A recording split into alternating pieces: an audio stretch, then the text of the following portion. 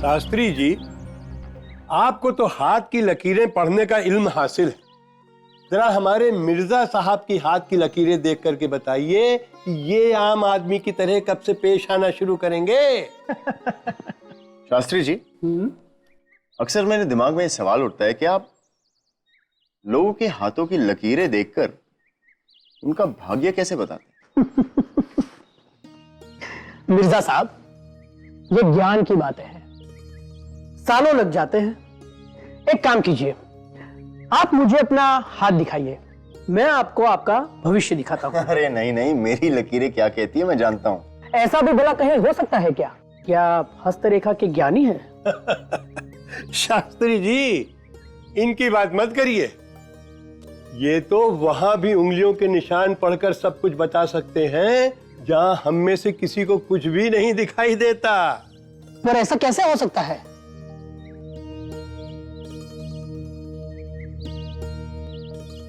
शास्त्री जी, इस छुरी पर मेरे हाथ की लकीरें हैं। क्या मेरी लकीरों को देखकर आप मेरी पहचान नहीं कर सकते? हस्तरेखा से जासूसी? मिर्जा साहब, अगला पैतरा क्या मारोगे? जन्म कुंडली और गृह दशा से चोरी का सुराग लगाना?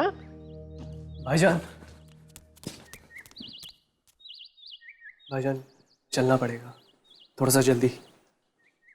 इमाम मियाँ, लाल कोठी की तरफ जा रहा हूँ। कत्ल का मसला है, थोड़ा वक्त लग जाएगा। लाश मेरा इंतजार कर रही। पर मैंने तो आपको कुछ भी नहीं बताया अभी, आपको कैसे पता चला? आम खाओ श्याम सिंह, पेट गिनने का क्या फायदा। चलो। भाईजान, ठीक है, अपने कुर्ते को देखो, ठीक से बंद भी नहीं किया। इसका मतलब बाबा ने सीधे भेज दिया। कुर्ता पहनने का वक्त तक नहीं। अगर ये चोरी डकैती का मसला होता बाबा इतनी हड़बड़ी नहीं करते। और कोठे का बता, तुम्हारी मोजड़ियां बता रही है। तुम्हारी मोजड़ियों ने मोगरे के गजरे को किसी कीचड़ वाली जगह पर कुचला, और ऐसी गर्मी में सिर्फ लाल कोठे वालों के पास आंगन में पानी छिड़कने के लिए होता है। कीचड़ वही लगी, समझे? चले। खुदा हाफिज।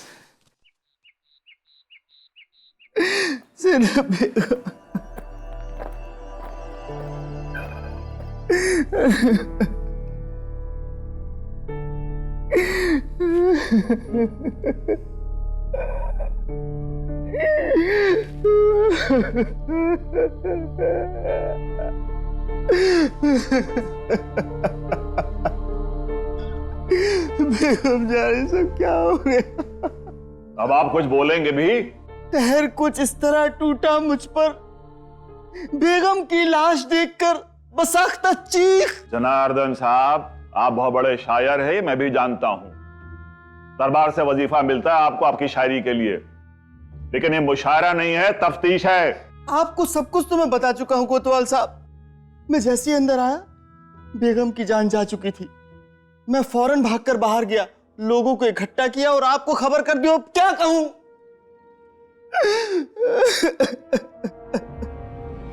बड़ी जल्दी आ गए।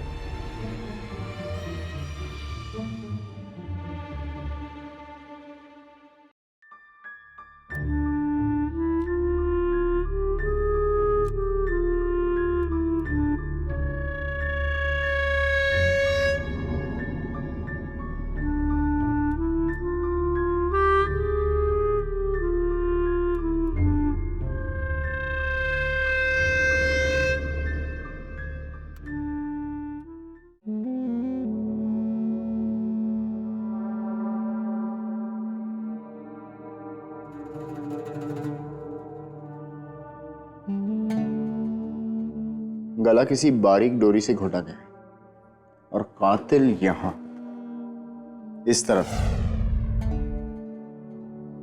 क्या ढूंढ रहे हो? कत्ल का हथियार जिस डोरी से कत्ल किया गया है। डोरी? लेकिन यहाँ तो कोई डोरी नहीं मिली। कोतवाल साहब, कोई चश्मदीद गवाह? हाँ है ना,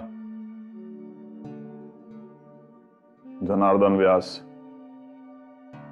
शायर हैं, बड़े शायर। बेगम को अपनी नई ताजी नज्म सुनाने जा रहे थे।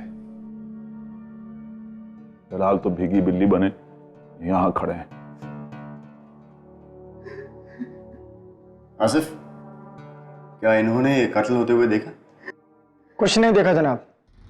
जब ये कमरे में आए तब तक कातिल अपना काम करके जा चुका था।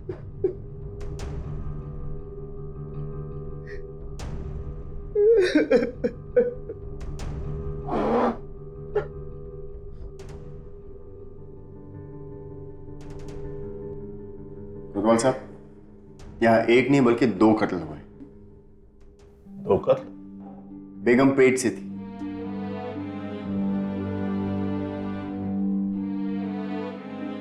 ताबीज देख रहे हैं आप? इस तरह के ताबीज आने वाले औलाद की सलामती के लिए बनते हैं। क्या हकीम साहब, हिफाजत हमल कहते हैं इसे। सही कह रहा हूं ना? ज़ैनब बेगम पेट से थी और ये काम कोई कातिल नहीं, दरिंदा ही कर सकता है साहिब, दरिंदा।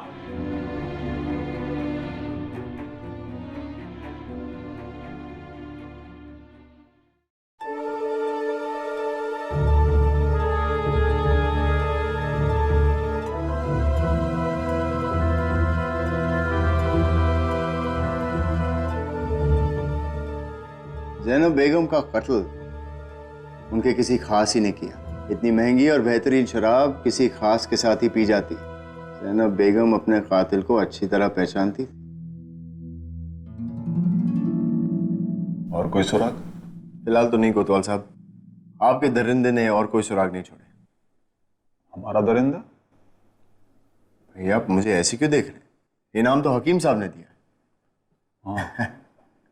अच्छा, मैं चलता हूं, मुझे कहीं और जाना है।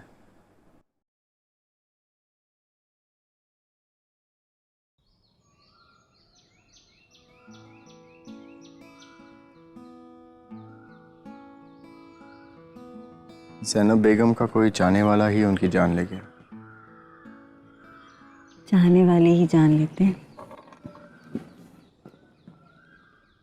मगर सवाल यह है कि कोई ज़ैनब बेगम को क्यों मारेगा? लोग उन्हें लाल कोठे की कोयल कहते थे। उनके चाहने वालों से तो पूरी दिल्ली अटी पड़ी है। कोतवाल साहब को किसी पे शक है? उन्हें एक जनार्दन नाम के शायर पर शक है। शक के बिना पर कोई फैसले नहीं लिए जाने चाहिए, क्योंकि अक्सर जो नजर आता है वो सही नहीं होता। आपकी नजर से तो कोई गुनहगार नहीं बच सकता।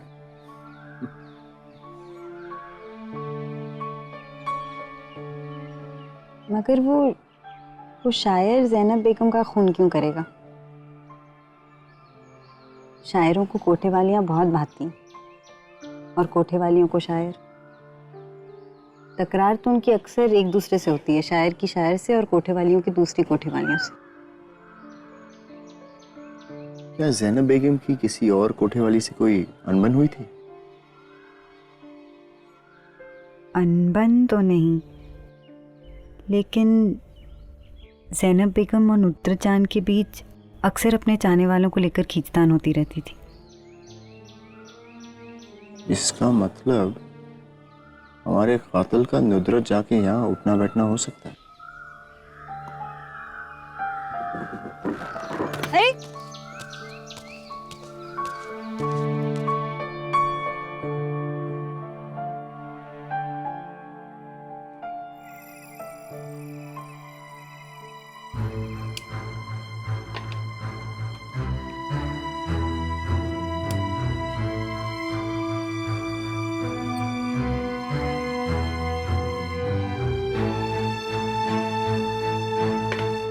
आ गए हुजूर, बहुत देर कर दी। हमें तो लगा आज जनाब के दीदार ही नहीं होंगे। हुजूर कुछ खफा खफा से लग रहे हैं। सब्र कीजिए जनाब, सब्र। आपको जो चाहिए वो जरूर मिल जाएगा, पर पहले हमें तो खुश कीजिए ना, है ना?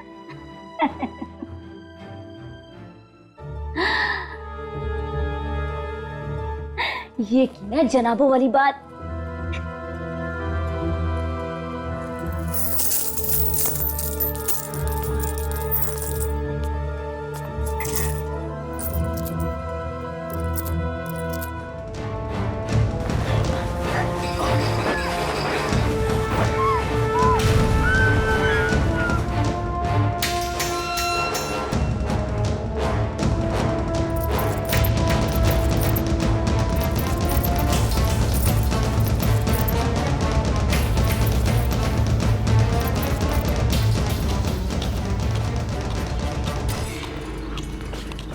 अरे नुदरत जान, एक नया शेर। ये देखिए, लोग सर के नीचे तकिए लगाकर सोते हैं, इन्होंने ऊपर रखा है। अरे मैंने कहा उठिए तो।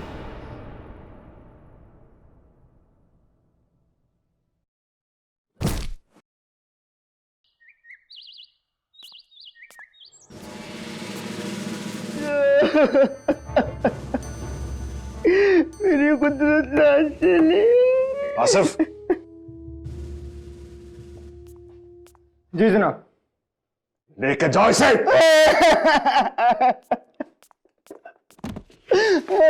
चल उठ, चल ना। आज तो पकड़ू, मैं अकेले चले जाऊंगा।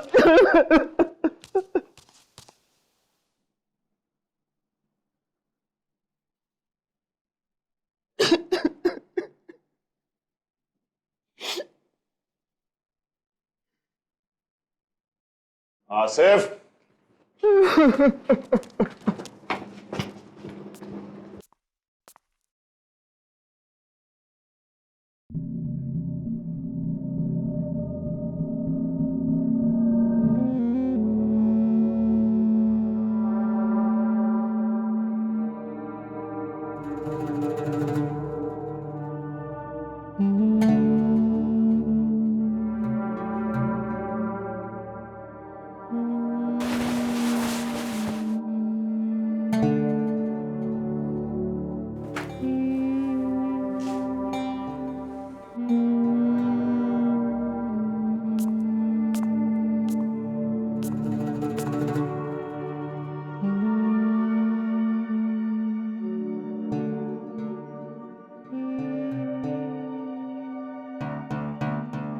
बाबा, कातिल जो कोई भी, उसे किसी चीज की तलाश थी। यहां पे कुछ चीजें अपनी जगह से खिसकाई गई। ये देखिए, ये कालीन थोड़ा मुड़ा हुआ है और वो अलमारी भी अपनी जगह से हटी है। वो देखिए, फर्श पर घिसने के निशान। कातिल जरूर कुछ ढूंढ रहा था, मगर क्या? इसका जवाब हमें ढूंढना होगा। और बाबा, आपका ये जनार्दन, मुझे नहीं लगता कि उसके बाजू में इतना दम है कि वो ये अलमारी हटा सके। उसे पकड़कर हम ठीक नहीं कर रहे।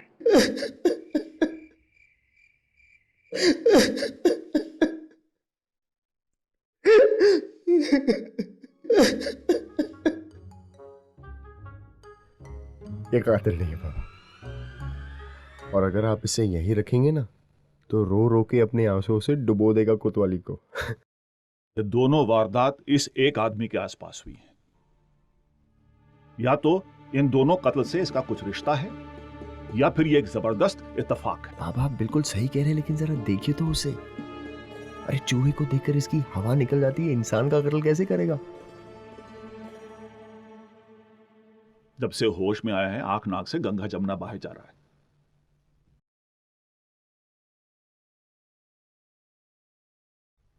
मैं बात करके देखूं?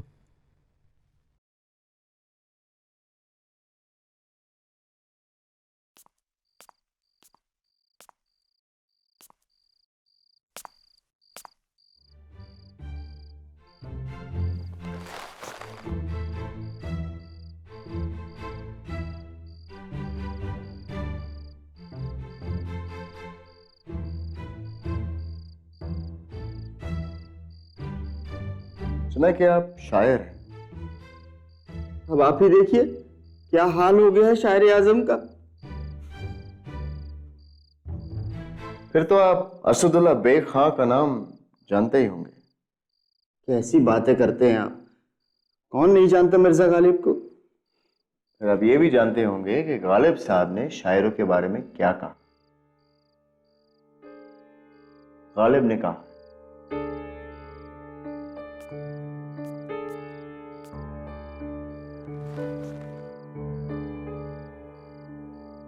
कोई भी इंसान शायर नहीं होता जिसने ना कभी शराब पी हो, ना कभी जुआ खेला, जिसकी खातिरदारी जूते चप्पलों से ना हुई हो, जो कैद खाने ना आया। अरे जनार्दन मियां जरा सोचिए कितने बड़े शायर बन चुके हैं आप। यही तो बचा था और कैद खाने भी पहुंच गए। देखिए ऐसे ही मुंह लटका के रखेंगे तो शेर कौन कहेगा। हम आप भी हमें से कबूल करवाना चाहते कि ये कत्ल हमने किया है। अरे मिट्टी में डालिए ना कत्ल की बात। आप फनकार है, फनकार। और फनकार लोग इंसानी जान की कीमत समझते। दोनों मरहूमा आपकी करीबी थी और इसलिए दोनों बेगुनाहों के कातिल को अपने अंजाम तक पहुंचाने के लिए आपको अपनी जिम्मेदारी निभानी पड़ी। देखिए मिर्जा साहब, कई चीज ऐसी होती है जो दिखती कुछ है होती कुछ है। अब मैं नुदरत जान के बारे में तो ज्यादा नहीं जानता। हाँ, जैनब बेगम दरीबा की कोयल कहलाती थी। खुद बादशाह सलामत ने ये नाम उन्हें दिया था। और उस कोयल के सहन में दिल्ली के सारे बड़े परिंदे आते थे और उन्हीं बड़े परिंदों में से एक बाज था वसीम जंग, बादशाह सलामत की खाला की बिगड़ी औलाद। वसीम ज़ैनब से मोहब्बत करता था और ज़ैनब वसीम के ओहदे और महंगे तोहफों से। जहां तक मेरी याददाश्त साथ देती है, वसीम जंग को चेचक, पर सिर्फ यही एक परेशानी नहीं थी उन्हें। चेचक से वसीम जंग की जान तो बच गई, पर उनकी दाईं आंख नहीं बच पाई और शायद आंख के साथ साथ उनकी अक्ल ने भी उन्हें अलविदा कह दिया। एक दिन बादशाह सलामत की चहेती भतीजी अशरफ महल उनके हाल चाल पता करने पहुंची और उनकी बदतमीजी की सजा के तौर पर बादशाह सलामत ने उनका वजीफा काटकर आधा कर तो इस तरह वसीम जंग दिलवाले से हो गए दिवालिया। अब यहां से शुरू हुई दरीबा की कोयल और वसीम जंग की असली मोहब्बत। चमड़ी और दमड़ी दोनों से हाथ धोने के बाद वसीम मियाँ अब ज़ैनब को जी का जंजाल लगते थे। अब वसीम मियाँ की मोहब्बत ज़ैनब बेगम के पेशे में खलल डालने लगी थी, पर ज़ैनब बेगम ने तो वसीम मियाँ से कभी मोहब्बत की ही नहीं थी। वसीम मियाँ को यह सब समझ में आने लगा था। मोहब्बत में चोट खाए इंसान को हवा भी तमाचे जैसी लगती है। तो बस एक दिन वसीम का सब्र टूट गया।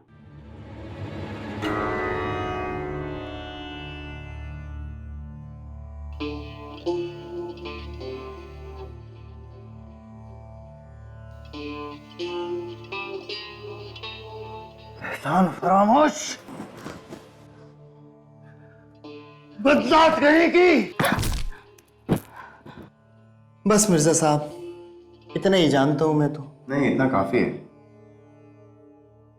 शुक्रिया।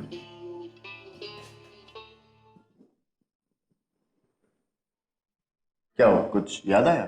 अब बात तो छोटी सी है, पता नहीं आपके काम की है या नहीं है। बताओ।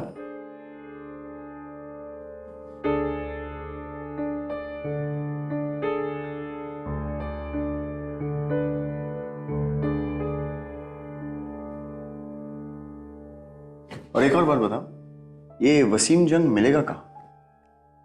हैदरपुर में नूरा कुश्तियों में पैसा लगाता है, एक पहलवान अपना भी लड़वाता है।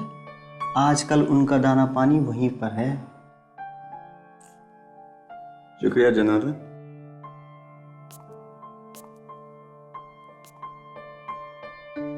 देखो, इनसे खौफ मत खाओ। इनकी आंखें खूंखार है लेकिन दिल के बड़े नेक हैं। मैं भी चलता हूँ, तुम्हारे घर जाने का बंदोबस्त कर दूंगा, घबराओ मत। शुक्रिया।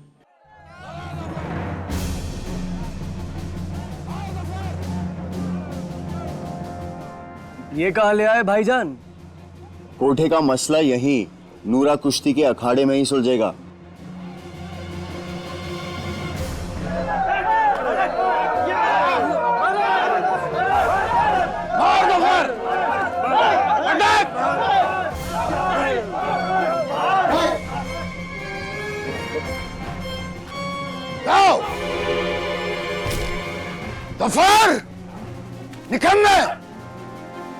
भाई, पहलवान ने पूरी कोशिश की थी जीतने के लिए, लेकिन दूसरा पहलवान बाजी मार ले गया।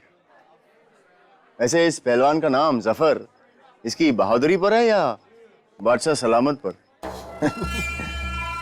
भाई वसीम साहब, मैं इतनी दूर आया हूं आपसे मिलने और आप ऐसी बेरुखी दिखा रहे हैं। मुझसे? जी हाँ, आपसे। जैनब बेगम के बारे में बात करनी थी। कौन हो तुम लोग भाइयों? देखिए, हम लोग अबे, हम चूजों से बात नहीं करते। चलो जा।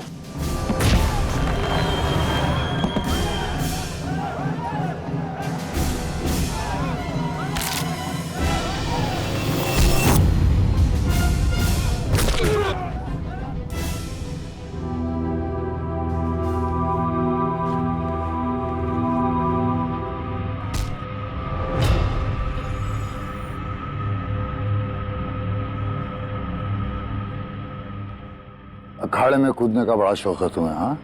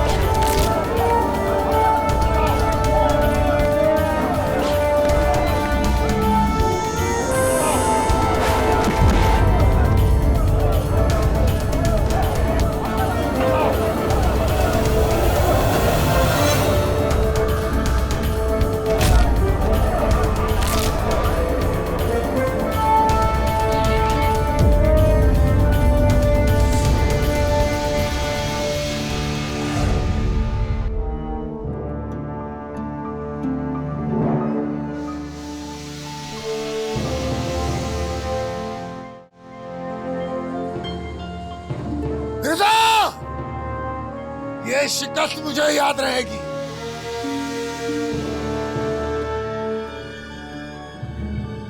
श्याम सिंह, इस पर नजर रखनी पड़ेगी। ये कहाँ जाता है, किससे मिलता है, मुझे सब खबर चाहिए। अभी मुझे किसी और से मिलना है, मैं चलता हूँ, तुम अपना ख्याल रखना। जी भाईजान।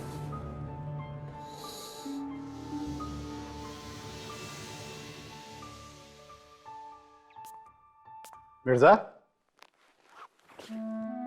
हमारे गरीब खाने में कैसे? भाई, खजांचियों के गरीब खाने तो नहीं होते किशोरीलाल जी, क्यों? खैर, आप सुनाइए दिल्ली के खजाने और अपनी सेहत का हाल। देखो बेटा, खजाना और सेहत दोनों में ऊपर नीचे होता रहता है, ये जीवन का नियम है। तुम बताओ कैसे आना हुआ? जी, दरअसल मैं एक तफ्तीश के सिलसिले में आया। आप वसीम जंग को तो जानते ही हैं। तो क्या उसने फिर कुछ किया है? ये जनाब कभी नहीं सुधरेंगे। हालत खस्ता हो गई है। पर क्या आप वसीम जंग और जैनब बेगम के बारे में कुछ जानते हैं? आप जैनब बेगम के कत्ल के सिलसिले में वसीम जंग के बारे में जानना चाहते हैं? जी हाँ, कुछ बता सकते हैं? मैं आप पे भरोसा करके एक बात बता रहा हूं, इस आदमी के लक्षण अच्छे नहीं हैं। जैनब बेगम के पेट में इनकी नाजायज औलाद पल रही थी। पर एक तवाइफ के पेट में शाही शौकीनों के बच्चे होना कोई नई बात तो नहीं। देखो बेटा, दमा और तवायफ एक बार किसी के पीछे पड़ जाती है ना, तो जान लेकर के छोड़ती हैं। बच्चे पैदा करना तो बहुत आसान है, किंतु उनको पालना आटे और दाल के भाव मालूम करने जैसा है। जैनब उस बच्चे के लिए वसीम से खर्चा मांग रही थी, लेकिन जिसके पास खाने के लिए दाना नहीं है, वो उस खर्चे को पालेगा कैसे?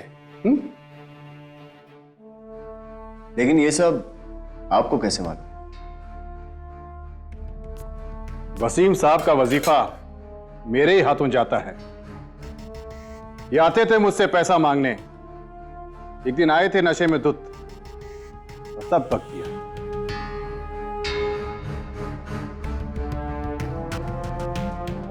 ये हर बार मुझ पर वजीफा बढ़ाने के लिए जोर देता था और मैं मना कर देता था। अरे भाई, अपनी जेब से तो नहीं दूंगा ना। अरे वो तो मेरी शराफत थी मिर्जा, जो मैंने बादशाह सलामत से उसकी शिकायत नहीं की, वरना उसका रहा सा दाना पानी भी उठ जाता।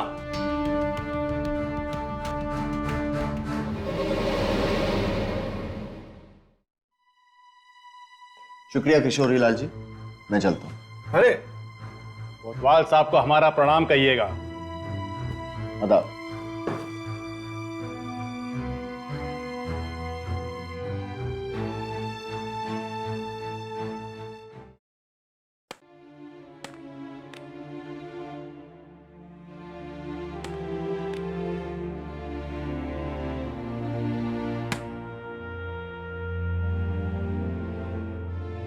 हमने ये शतरंज आपके साथ खेलने के लिए मंगवाई थी, इसलिए नहीं कि आप हमें ही हमारी शतरंज ना खेलने दें। लीजिए। वसीम जैनब बेगम को तो मार सकता है, तो नुदरजा को क्यों मारे? मैं सोचने की कोशिश कर रहा हूं और ये कोयल की कूकू से मेरा दिमाग खराब है। अब तो आपको कोयल की मीठी आवाज भी अच्छी नहीं लगती। मीठी वाणी दगाबाज की निशानी। अरे बहुत शातिर है ये कोयल, अपने अंडे कौवों के घोंसले में डाल। क्या हुआ? जीनत, अरे कोयल ने अपना अंडा कहीं और छोड़ रखा था और इसी चक्कर में नुदरजा की जान गई है। कहां जा रहे हैं? आप शतरंज जमा कर रखेगा, आज रात आपके साथ खेलूंगा। मिर्जा बेटे, मुझे बिल्कुल समझ में नहीं आ रहा है कि हम यहाँ दोबारा क्यों आए। बाबा, अगर किसी कमरे में हाथी खड़ा और किसी को नजर ना आए तो गौर से देखिए। वो कालीन जो मुड़ा हुआ था, ये अलमारी जो खिसकी हुई थी, लेकिन जिस चीज पर लाश पड़ी हुई ये पलंग।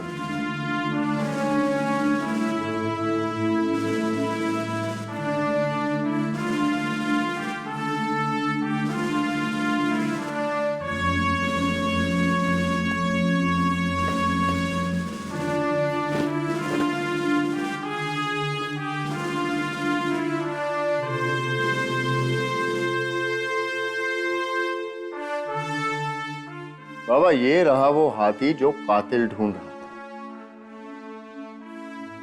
और ये उसी तकिए से मिला जिससे नुद्रजा का कत्ल किया गया।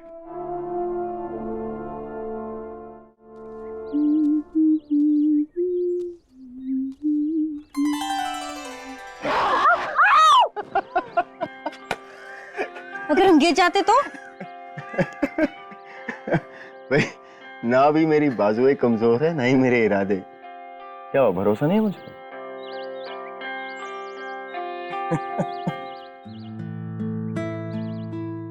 ए, जीनत! अपने आप से ज्यादा आप पर भरोसा है हमें। अब यकीन मानिए, आपके भरोसे को कभी शिकायत का मौका नहीं दूंगा।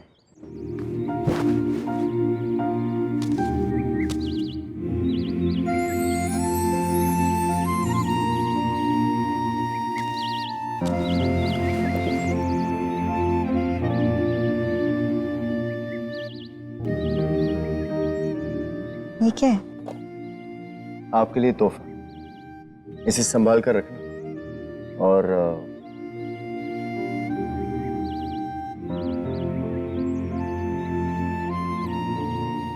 क्योंकि दरिंदा आप पर भी हमला कर सकता है, इसलिए आज रात शाम सिंह यहीं रुकेगा आपकी हिफाजत के लिए। अभी मैं चलता हूँ, जिस अखाड़े में छोड़कर आया हूँ जरा जाके देखता हूँ क्या हालत है हमारे उस पहलवान की।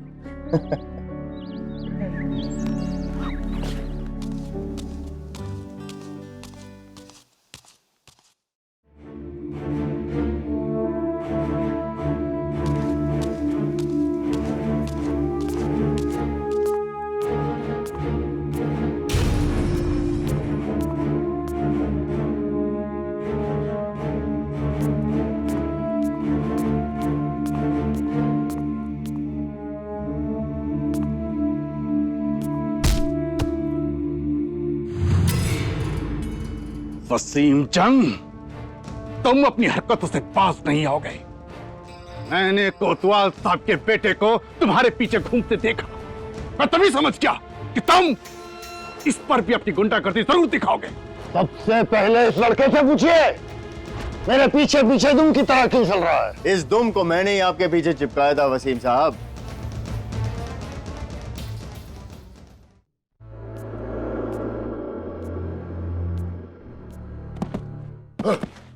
माफी चाहूंगा, लेकिन आप सीधे मुंह बात करने के लिए तैयार ही नहीं। खैर, अब सारी गलत फहमियां बहुत जल्द दूर होने वाली है। जानते हैं क्यों?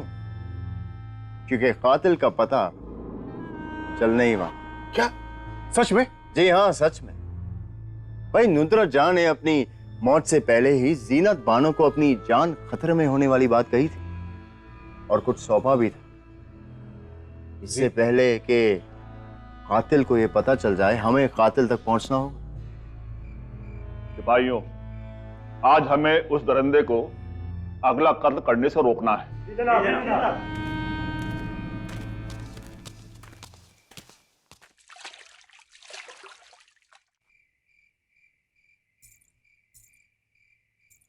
नींद आ रही है तो सो जाओ, हम अपनी हिफाजत खुद कर लेंगे। कोई बात नहीं आपा, हमारे लिए आपकी सलामती ज्यादा जरूरी है।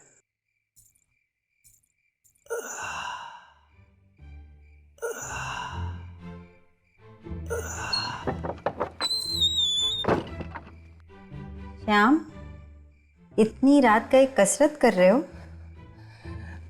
कसरत करने से रगों में खून तेजी से दौड़ने लगता है, जिससे नींद नहीं आती। ठीक है।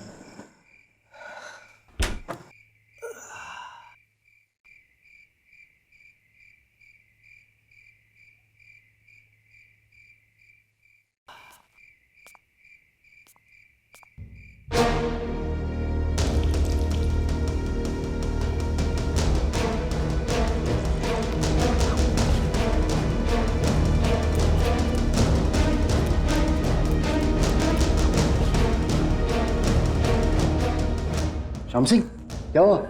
भाईजान अभी भी किसी ने मेरे पर कंबल डालकर जोर से हमला किया है और मैंने जीनत आपा की चीखने की आवाज सुनी अभी।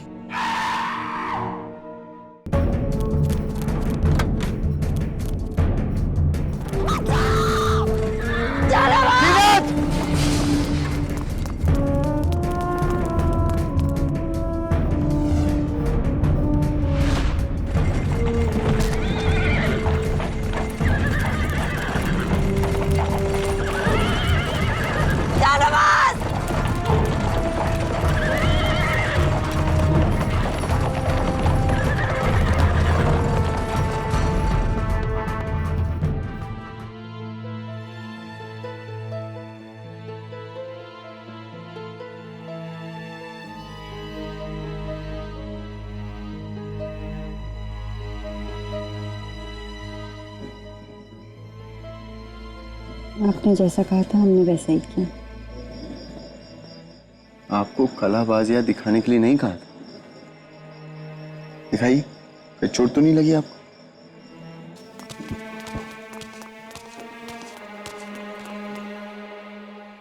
कहाँ है दरिंदा?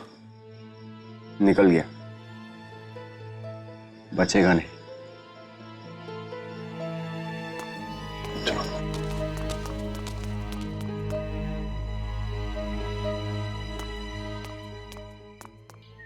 मुझसे तो कहा गया था आगे कोई तकलीफ नहीं होगी मुझे, यहाँ क्यों बुलाया गया? वसीम साहब, ये तकलीफ नहीं है बल्कि शिफा है।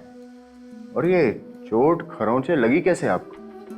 मुर्गे लड़वाते हैं, लड़ाई के बाद बहादुर को गुस्सा आ गया, खरोच दिया। बाबा, बादशाह सलामत ने खरोची नहीं मारी, इनके मुर्गे का नाम बहादुर होगा, जैसे इनके एक पहलवान का नाम जफर है। क्यों वसीम साहब, सही कह रहा हूं ना? इस सब से क्या ताल्लुक है इसका? भाई मैंने सोचा कि आपको और किशोरी लाल जी को उस दरिंदे से मिला दूं जिसने ये कत्ल किए थे। मिलना चाहेंगे आप?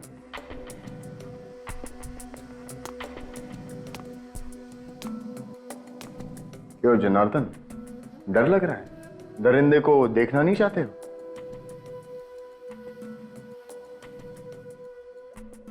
कोतवाल साहब, ये बात मुझे समझ में तब आई जब मैं नुदरत जाके कमरे की तलाशी लेने। जैसे कि आप जानते हैं कि किसी भी कत्ल का सबसे बड़ा सुराग होता है उस कत्ल में इस्तेमाल किया गया हथियार।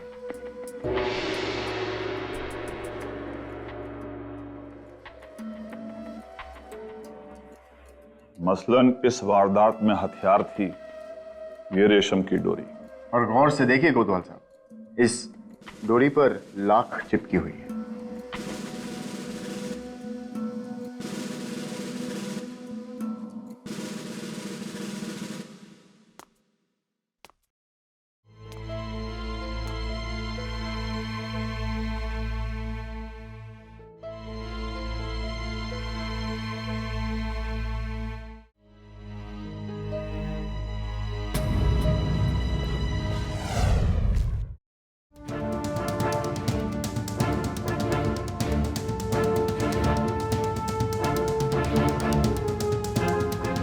यही है वो दरिंदा जिसने 3 कत्ल किए।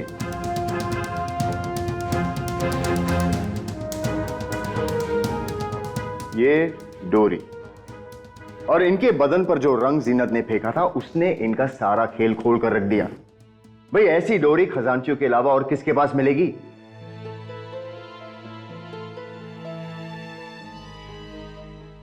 आमतौर पर ऐसे निशान अशरफियों की पोटलियां बांधने वाले छोटे अफसरों की उंगलियों पर होते हैं, खजांचियों की उंगलियों पर नहीं। मिर्जा, सिर्फ इस डोरी के सहारे बादशाह के खजांची को कातिल ठहराना आसान नहीं होगा। कोतवाल साहब, इसलिए मैं पहुंचा रंगरेजों के बाजार में और चलते चलते उनसे लिया पक्का रंग। और ये रंग मैंने दिया जीनत को कि अगर कोई उन पर हमला करे तो वो ये रंग हमलावर पर फेंक दे। और इस पक्के रंग की बदौलत आप रंगे हाथों पकड़े गए किशोरी लाल जी उर्फ हमारे दरिंदे।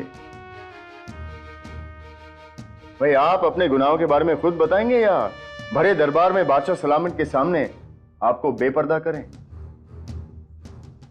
मैं ज़ैनब बेगम के पास जाता था, वसीम जंग का भी वहां आना जाना था, ये बात मैं जानता था। एक रात कुछ ज्यादा पीने के बाद मैंने नशे में उसे अपने शाही खजाने के गबन के बारे में बता दिया कि मैंने कैसे खजाने में से लाखों अशरफियों का घपला किया था, और उसी का फायदा उठाकर वो बासारू औरत मुझे धमकाने लगी। ज़ैनब और वसीम के इश्क का मुझे पता था। वसीम मेरे आगे सब पक चुका था। पर तभी ज़ैनब से निजात पाने का तरीका आपके दिमाग में आया।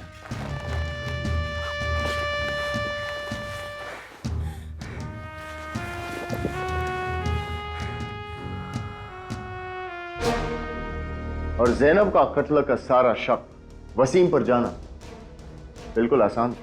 बस एक भूल हो गई आपसे। कत्ल की रात सबसे बड़ा सुराग आपने जल्दबाजी में वहीं छोड़ दिया।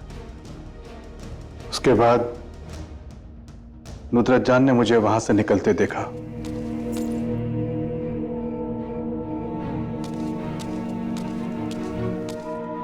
और जो चीज मैं वहां भूल गया था उसे नुसरत ने अपने कब्जे में ले लिया। और उसके बाद जब नुसरत जान ने आपको धमकाना शुरू किया तो आपने उनका भी कत्ल कर दिया। रामखोर, ज़ैनब के बारे में नहीं तो कम से कम उसके पेट में पल रहे हुए बच्चे के बारे में तो सोचता। तू सही मामले में दरिंदा है। मैं तुझे जिंदा नहीं छोड़ूंगा। छोड़िए, जिंदा नहीं छोड़ूंगा इसको। छोड़ो। भेजो इसे।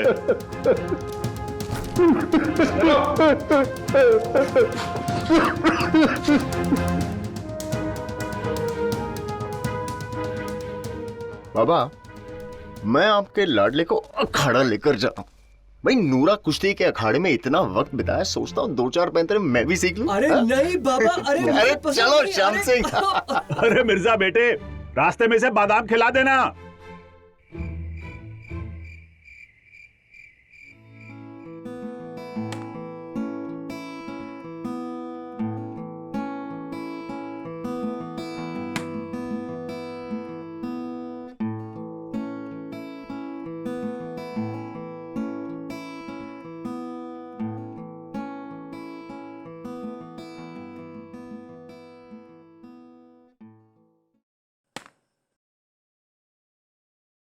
मात हो गई। अरे हाँ, राजा तो गया। ध्यान कहाँ है आपका? पहले तो आपको कभी हारते हुए नहीं देखा। मैं कहाँ हारा हूं? क्या कह रहे हैं? ये बाजी तो आप हार गए। खेल हारा, बाजी तो नहीं।